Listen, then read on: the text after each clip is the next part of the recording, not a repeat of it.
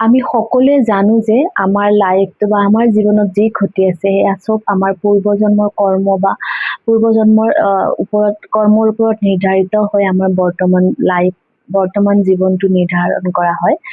তেতিয়াহ'লে মোৰ মনত এটা কুৱেশ্যন আহে যে প্ৰায়ে আহে যে আমি তেতিয়াহ'লে কিয় ভগৱান পূজা কৰিব লাগে বা আমি জীৱনটোত আগুৱাই যাবলৈ কিয় বেলেগ বেলেগ টেকনিক ইউজ কৰিব লাগে বা মেনিফেষ্টেশ্যনৰ কাৰণে আমি কিয় বেলেগ বেলেগ টেকনিক ইউজ কৰিব লাগে বা বহুত ধৰণৰ বস্তু আমি শিকিব লাগে, কিয় কৰিব লাগে। আহ, তেতিয়াই মোৰ মনত মানে কেইদিনমান আগতে মই এটা বহুত ধুনীয়া এটা বস্তু পঢ়িছিলোঁ যে দুজন মানুহ আছে, দুজন মানুহৰে পূৰ্ব নিৰ্ধাৰিত কৰ্ম অনুসৰি তেওঁলোকৰ সেইদিনা ভাগ্যত খানা লিখা নাছিলে। তেওঁলোকৰ সিদিনাখনে খানা খাবলৈ নাপায়। তেওঁলোকে এনেকুৱা কিবা কাম কৰিছিলে চাগে যিটো কাৰণে তেওঁলোকৰ ভাগ্যত সেইদিনা খানা লিখা নাছিলে।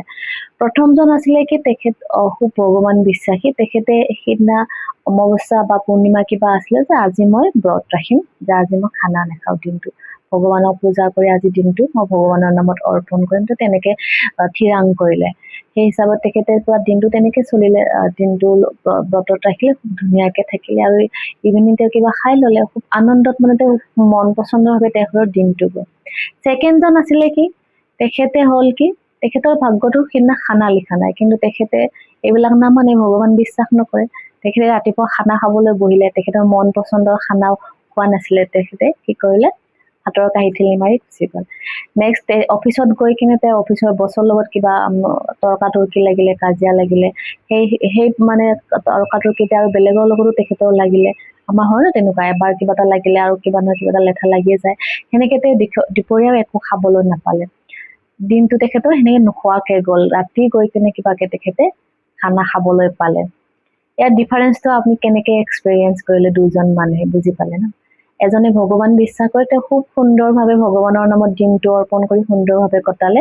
আৰু এজনে তেওঁ খাবলৈ তেওঁ বাৰ বাৰ বিচাৰিছিলে, কিন্তু তেখেতৰ ভাগ্যত লিখা নাই বা তেখেতৰ এইবিলাকৰ কোনো ভৰসা নাই। চ' তেখেতৰ দিনটো একদম অশান্তিত গ'ল। সেইকাৰণে আমি ইয়াৰ পৰা এইটোৱে শিকিলো যে ভগৱানক যদি আমি বিশ্বাস কৰোঁ, আমাৰ লাইফত যিয়ে চিটুৱেশ্যন নাহক খুব সুন্দৰভাৱে আমি মানে সেই চিটুৱেশ্যনটোৰ পৰা নিজক ওলাই আনিব পাৰোঁ বা সুন্দৰভাৱে চলাই নিব পাৰোঁ। সেইকাৰণে আমি ভগৱান বিশ্বাস কৰিব লাগে বা নাম জপ কৰিব লাগে আৰু সুন্দৰভাৱে লাইফটো আমি অতিবাহিত কৰোঁ। এটা সুন্দৰ এক্সপিৰিয়েঞ্চ, বহুত ধুনীয়া লাগিছিলে মই বস্তুটো কৰি, সেইকাৰণে আপোনালোকৰ লগত শ্বেয়াৰ কৰিলোঁ। ধন্যবাদ।